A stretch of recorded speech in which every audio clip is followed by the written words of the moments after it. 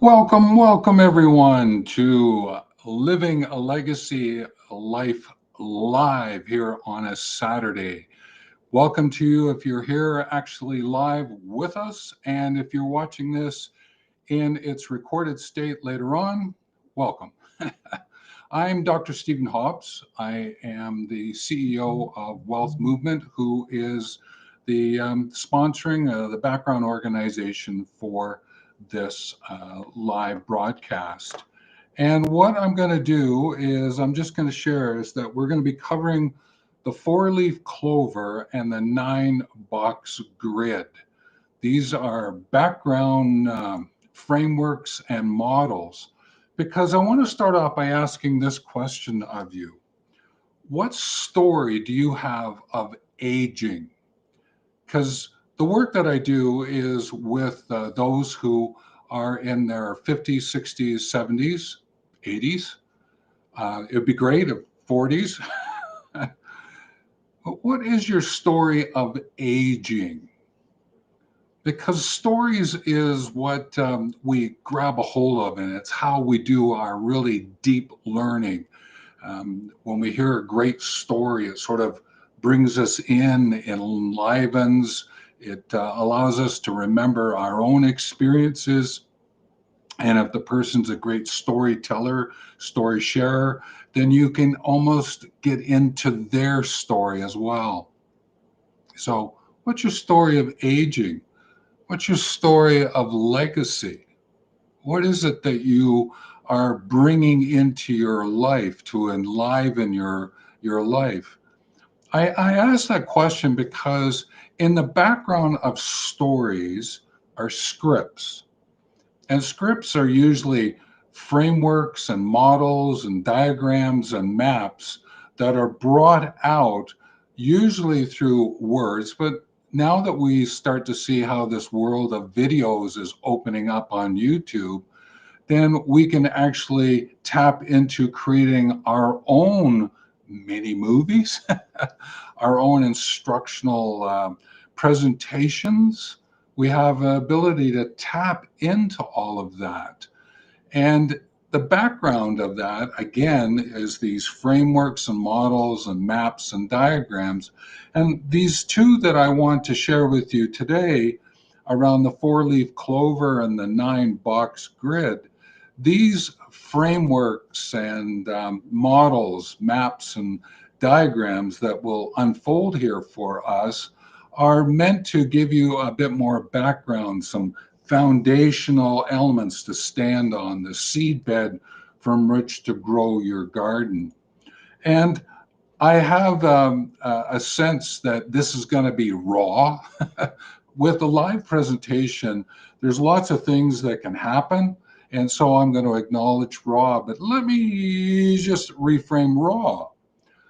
What I'm hoping to do is get you ready, able, and willing, raw, ready, able, and willing to be able to meet this story of aging that you are finding yourself in using a legacy lens.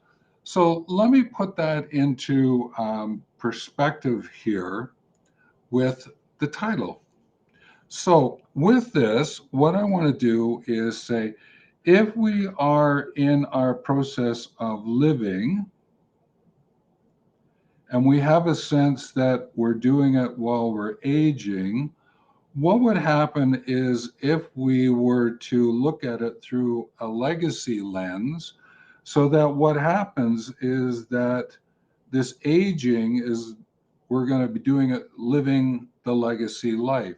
We're going to be able to bring the whole story together, that vibrancy of that whole story together. And to be able to do that, okay, if I have these as my foundation, my seedbed, and I can work with them, where is that going to actually take me? Well, it could take you down a really wonderful path, an extraordinary life path. And it's one that I know that I have jumped into, and I am really going to enjoy myself as I'm going into my 71st revolution of the sun here in 2025. And if you're watching this later on, then great. Enjoy the year that you might be finding yourself. The the wonderful thing about videos here on YouTube, they might be here 2026, 2027, you might be watching it. So welcome if you're from that era. But to be able to bring these into the foreground for us, I want to be able to say, okay, this is great. Now, what can we do to be able to bring some understanding of these models, these frameworks, so that we can unfold something here? And to be able to do that, what I want to do is just go back a little bit in the history of the four-leaf clover. That's where we're going to start first. In my what I will call my younger days, okay, and if you've been following me, if not, let me introduce younger, older, elder. And in my younger days, I would draw people in this form, the stick person. It was easy enough to do, and off I went. And then as I got into my younger, older, I started to create what I call the minstrel. And what it was to illustrate a person that was walking a path. And what they would do as they got a little bit older, they would end up with their own walking stick. And that was one of the ways in which I came to appreciate this story. And I wanted to give you that little bit of background because these maps and frameworks and these stories that I'm going to be sharing with you, they originated from somewhere, okay? And what I wanted to do was to be able to bring this to the foreground so that you would be able to go, oh, okay, how do I draw myself when I was younger? How do I draw myself as I'm moving into my older stage? And that's where we're going to be going. And so I ended up with a configuration that looks like this. And I opened up the possibility because I wanted to be able to say, okay, how could I draw someone showing them that they might be active? And I came up with this idea, and it has gone through a number of different iterations over time.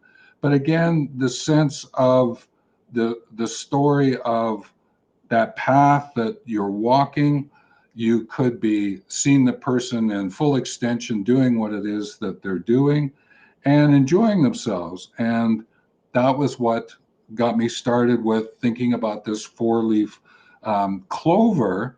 And to be able to get to that, then what I wanted to do was say, okay, how might I play with this four-leaf clover in such a way that I could explain living life through it?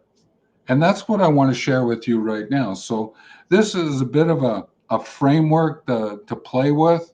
It's a way in which to say, okay, this is great. Let's sort of see where this takes us.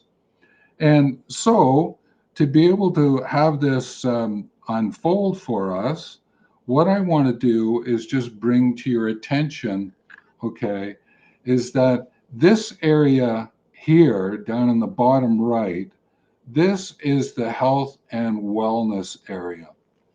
This is where we're talking about our personal health, the wellness that we bring into ourselves. This could be anything from, okay, how you are sleeping, eating, how you're taking care of yourself in terms of physical, mental, emotional, cellular, spiritual, whole versical. That's the health and wellness area. And you probably know this one quite well. This one is about the work, the job that you have. And the work, it could be employee, what's the other ones? Entrepreneur, executive. These kind of names could be linked to who you are and what it is that you're doing. And so you can appreciate that probably a lot of your obligated time goes towards health and wellness and work and job. Think about health and wellness. 8 hours of sleep, work and job, 8 hours, 16, 8 hours more to do other things. And so that brings up, okay, if we have this area, then we have up here leisure and recreation. This is where you're thinking about, how do I spend my time and my interests? How do I get out and about and enjoy nature? How might I involve myself in reading books and bringing this leisure recreation story to the foreground? And the other one is around volunteerism and philanthropy.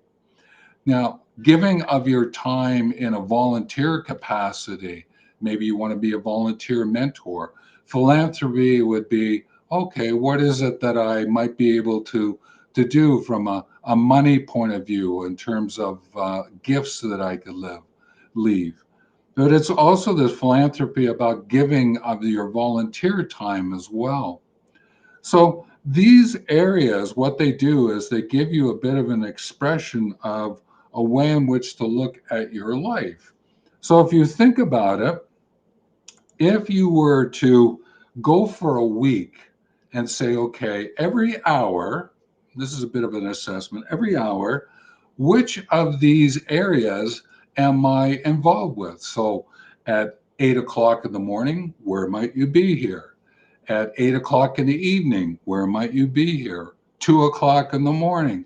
So you could do your own 1 week self assessment by these four areas and find out what's going on. That's a possibility.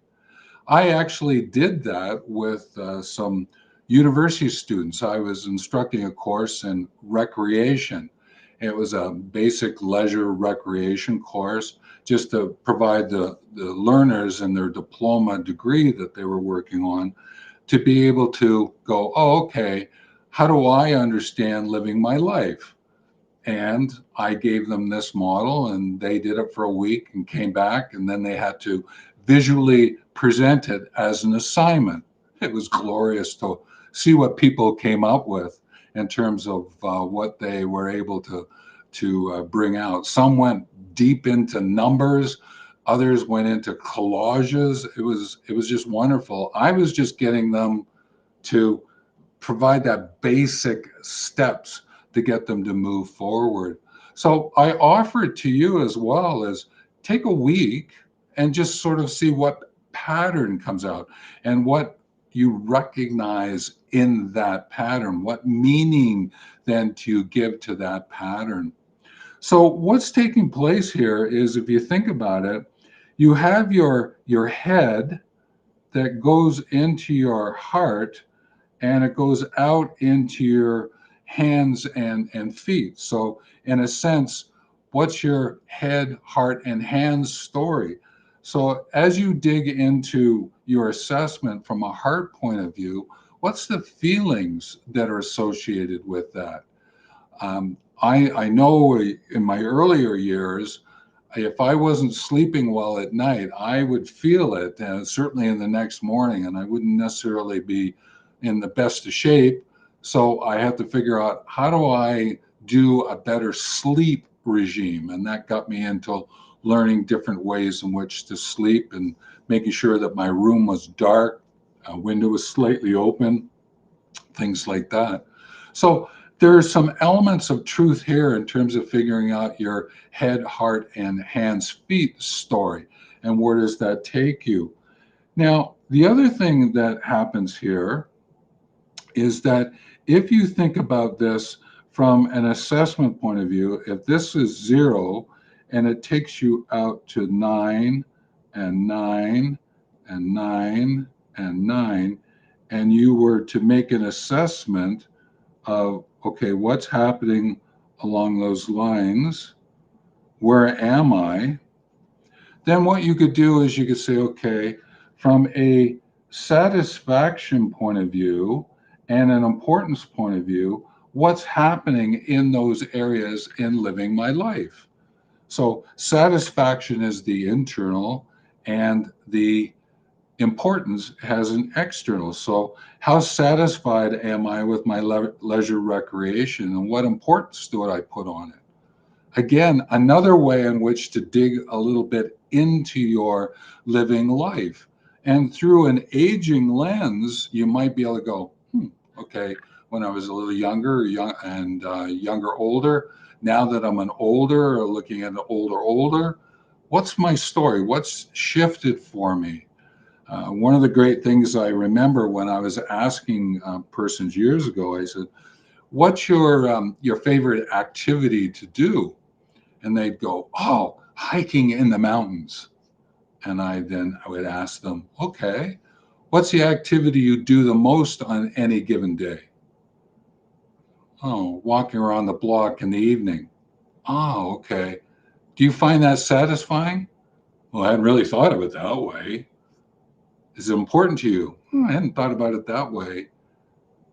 I said, "If that's what you do the most, and I know you would really love to go walking in the mountains, but isn't that walking around your neighborhood of great importance to you in living your life?" And if you were to switch and looked at the satisfaction and saying, "Oh, I really do appreciate that walk," might it actually give you an opportunity to see more of what your neighborhood's about, your local parks are about, and bring a whole nother awareness of where you live to the foreground?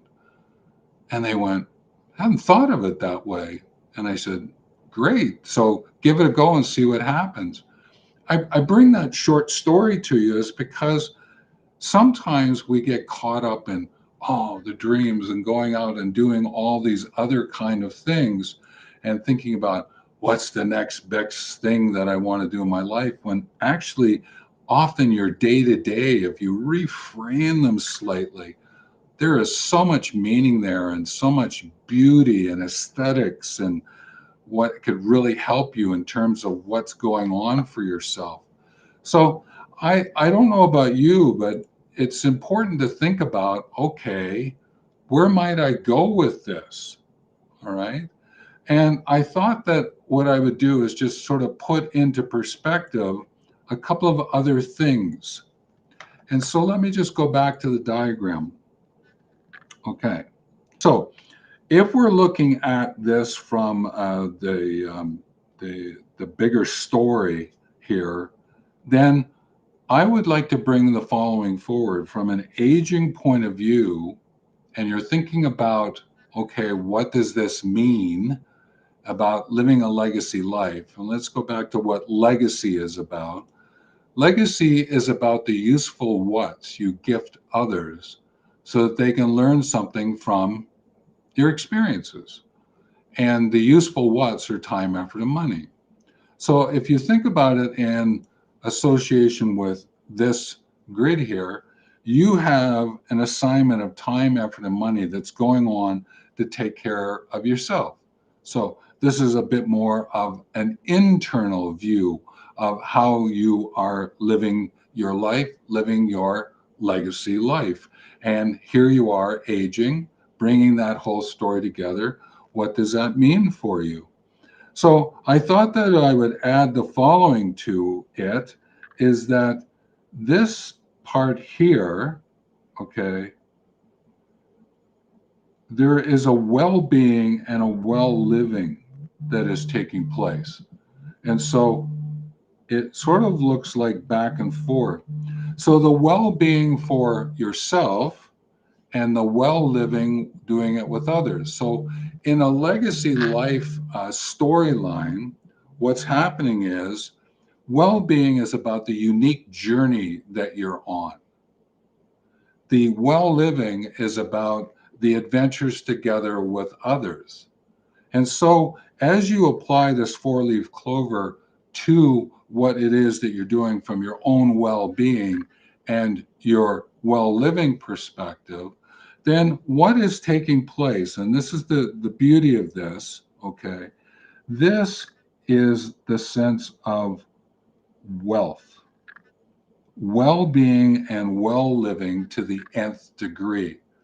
So this diagram here, okay, is meant to offer you a way in which to think through, how am I living my life on a day-to-day basis, on my unique journey, on my adventures together with others, as I start to bring the story of my health and wellness, leisure and recreation, work and job, my volunteerism and philanthropy.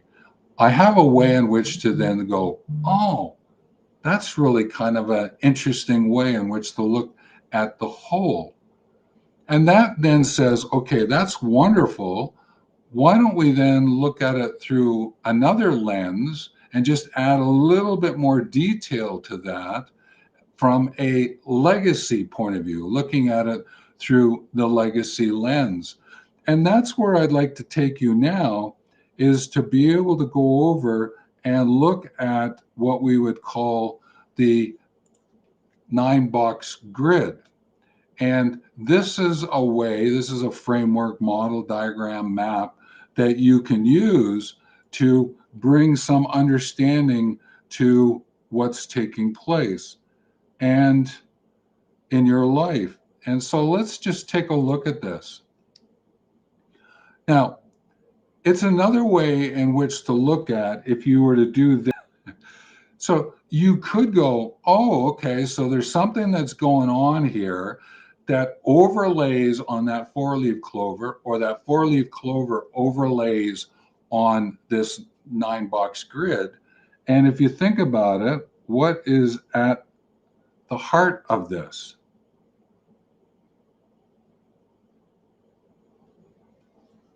And therefore, there's something to be said for what's in these boxes, and not boxes in the sense of I am going to confine you. It's a way in which to just give some basic structure. Whenever I talk about, don't get caught in a box, I say, just go through the box. But you need that box sometimes to give you, okay, collecting some ideas and then taking whatever that is and then moving through the box out to the other side. And so I want to just bring that to the foreground so that you go, oh, okay, this is kind of neat. Let's see where this might take us. Okay. So what we're going to do is we're going to take a look at this from the perspective of the following. You likely, in living your legacy life, have a vision. You have something that is there in the future that you want to bring into the present and then take steps to get to it. That vision of living your legacy life. And therefore, there is this idea of this is the reality that I find myself in. And therefore, the story that I'm going through is I keep trying to figure out, well, what is my presence in all of this? Because I have this vision of intention, I have my reality of attention. That awareness is to bring me into my presence, to be able to see what's going on and to be able to go, okay, I get this. Now, what that also means is that there is a person story here as there is a collective community story here. So you as a person are interacting with community as community is interacting with you. So think of it this way. Who's influencing you? It's coming from community to you, the person, and then flip it around. You as a person's influencing who? In the community. And therefore, what we're doing is there are often where we get together and we form groups of interest or groups of persons. It could be family, it could be friends, any number of ways in which to look at grouping. And what that means then is great. What kind of education approach am I going to use as I'm looking at the evidence that I have? That means, okay, what kind of experiences am I going through? Because if I understand that, then the experiences I've had helps me to figure out what I'm going to educate and how I'm going to educate based on the evidence that I've reflected on and brought together. And therefore, from that evidence and education, I can create a new experience. And therefore, the reality of experience and the vision of experience with persons and collective, it's playing itself out here. Now, this one is one that I really came to understand because of a deeper appreciation when I was going through my doctorate. And I was thinking, okay, how can I understand this big, massive amount of insights and things that are going on in my life? And I said, okay, let me sit down and take a look at that. And then I came to this understanding is that of all of this information that is out there, what I'm doing is I'm actually bringing the facts that I'm finding and taking it into data. In other words, categorizing. Data is categorizing all of these facts that forms the information that gives me a sense of my knowledge and wisdom. And I went, oh, okay, that's great. So if I know how to collect facts through data collecting, then reframing that as information, then what I can do is I can create this knowledge, skills, wisdom sharing that's taking place. And I went, yeah, that's true. So, what became really important to me to understand was that at the heart of what was going on is if I stayed present, balancing out my vision and my reality, I formed groups. In other words, got involved with others, asking for help so that I, as a person, could work with community, community could work with me. Then I could figure out what kind of experiences I could create that allowed me to bring that facts, data, information, knowledge, and wisdom to the foreground because of the evidence I've collected, the experience I want to create, and the education format that I wanted to use, that then says, well, this is great. If I bring all of this together at the heart of this, then okay, now let me just do another color here, that through my heart, working the elements of what's going on, I could, in a sense, bring the whole story together. And the background of living my legacy life while aging is actually the 9 box grid at a high level, of which on a day to day basis, I could use my 4-leaf clover and unpack what's actually taking place. Now, I can appreciate, okay, great, that's wonderful. I can hear you saying that. That's great, Stephen. Whew, that sounds like a lot of stuff to get involved with. True enough. But as you walk through the possibility, when you start with the story of aging, you will probably poke into different areas here. As you move into legacy, you'll poke into different areas here. Of living legacy, you'll poke into these areas. Living legacy through aging connection. Poke, poke, poke. If you're going to do it for your full life, poke, poke, poke, poke. I think you can start to go, okay, whatever story I want to share at this point in time, you might go, I actually want to create some contributions, legacy contributions. I'm aging. What can I use of this grid that allows me to work with my 4-leaf clover to go, hey, you know what? I'm really interested in HO train sets because I have one. And I'd like to be able to share some of that. What might I be able to do? Well, you might look up, is there anyone else interested on HO train sets? See what they're doing and find out. Maybe you are one who creates the miniature um, um, additions to the train set because you really have a craft, you have a craft ability. That's an example. What about, you know what? I have done a lot of work in project management, product management. What could I do with that knowledge and wisdom? Well, there is a community of young persons coming in. Could I mentor them? Okay, that's my education approach. Oh, hang on a minute. Let me collect my evidence, my tools. What is it that I have?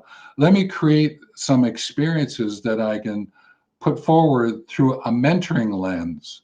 So, okay, how do I set that up? Is that a business or not a business? Oh, okay. So I'm hoping that you can see that by leveraging what's here, you can poke around and do lots with this from an internal storyline perspective. Now, I would also mention is that next week, I'm going to look at this through the lens of without, within. Today, I've been looking at it within, without. So there's another story of living your legacy life while aging so that you can go, what I think I'm going to do is I'm going to stop aging and I'm going to start living. That was a video I actually shot. I'll put a link to it, and it's one of my Sunday videos. And I went, in that one, I put forward the ideas. I don't have to age in the sense that I have to worry about my aging. So I can stop that aging story and I can start a legacy story of what are my contributions and my projects that I want to get involved with. And I said, this maps this framework that I presented to you. Okay, there's something here to be said for what's possible. Okay, as we bring this forward into your life, what is it that we might be able to do to say, this is interesting.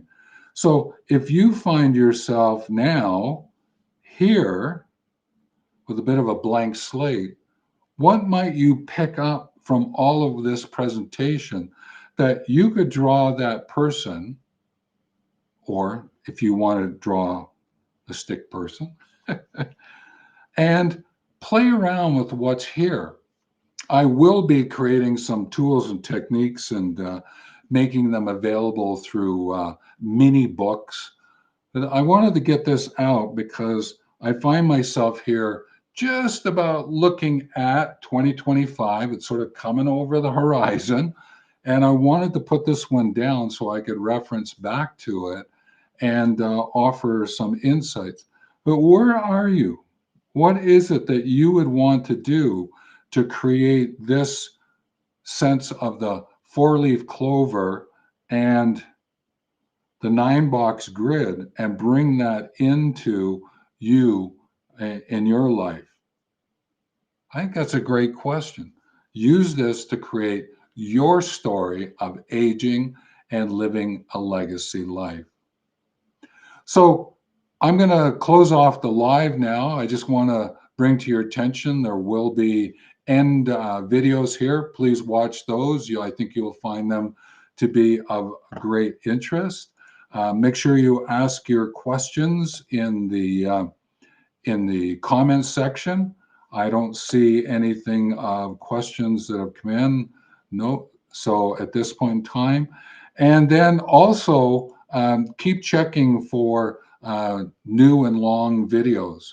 I would offer to you is that every morning I shoot a video between a little less than 1 minute, no more than 3 minutes, as prompts for your legacy journal, whether it's a line journal or a blank journal. It's ways to think about living this legacy life connected with aging. So I leave that with you. So I look forward to saying, hey, this is great, and seeing you next week. Just to remind you, I will be talking about this, this here through the lens of living with others, and what does that mean for you? So what it starts to do is it really starts to bring the story of the community that you're interacting with into your life. Because if there's one way that I have learned to counter stories with aging, depression or isolation or to maintain mental connection with others, soluble, emotional connections with others, is to truly understand what that others means and how might you be able to leverage, more so leverage that. So that's what we're going to do next week. So with that, take care.